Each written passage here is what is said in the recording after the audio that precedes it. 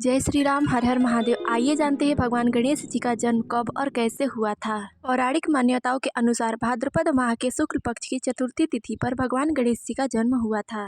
इसी कारण से प्रति वर्ष भादो मास के शुक्ल पक्ष की चतुर्थी तिथि पर भगवान गणेश जी की विशेष रूप से पूजा अर्चना, उनकी आराधना की जाती है। इस दिन उनका जन्म उत्सव पूरे धूमधाम के साथ मनाया जाता है। यह उत्सव कुल लगातार 10 दिनों तक चलता है, जिसे हम गणेश महाउत्सव के नाम से जानते हैं। गणेश जी को सभी देवों में प्रथम पूज्य कहा जाता है। ऐसा कहा जाता है कि किसी भी देव की पूजा तभी होती है जो सबसे पहले हम गणेश जी की पूजा करते हैं तब।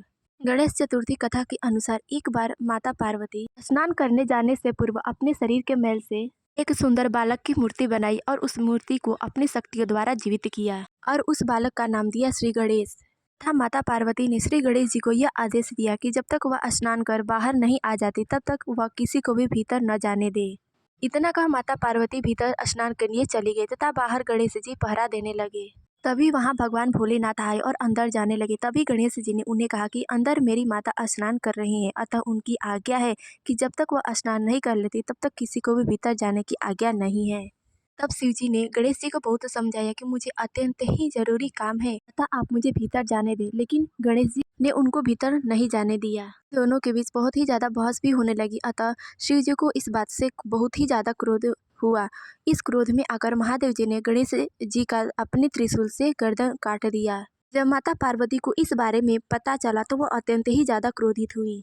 तब माता पार्वती ने अपना रौद्र रूप धारण किया और कहा कि यदि मेरा पुत्र जीवित नहीं होता है तो मैं पूरे ब्रह्मांड को समाप्त कर दूंगी। भगवान भोलेनाथ ने माता पार्वती को समझाने की बहुत ही ज्यादा चेष्टा की। भी देवी देवता वहां आए और माता पार्वती को मनाने की कोशिश की, लेकिन माता पार्वती नहीं मानी। उन्होंने अपना रौद्र रूप धारण ही किए रहा।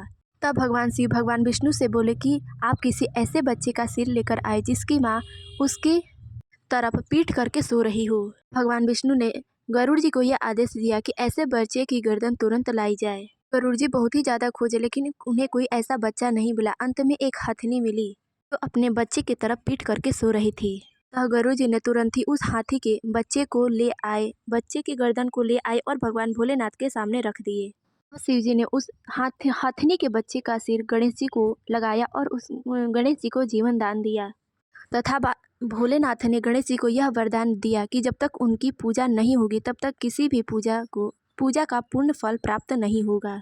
तब जाकर माता पार्वती का क्रोध शांत हुआ और वह अपने वास्तविक रूप में आए। भगवान भोलेनाथ द्वारा वरदान मिलने के कारण ही हम आज भी कोई भी पूजा करने से पहले भगवान गणेश जी की ही पूजा करते हैं। ऐसा माना जाता है कि गणेश जी की पूजा किए बिना कोई भी पूजा का पूरा फल हमें प्राप्त होता है।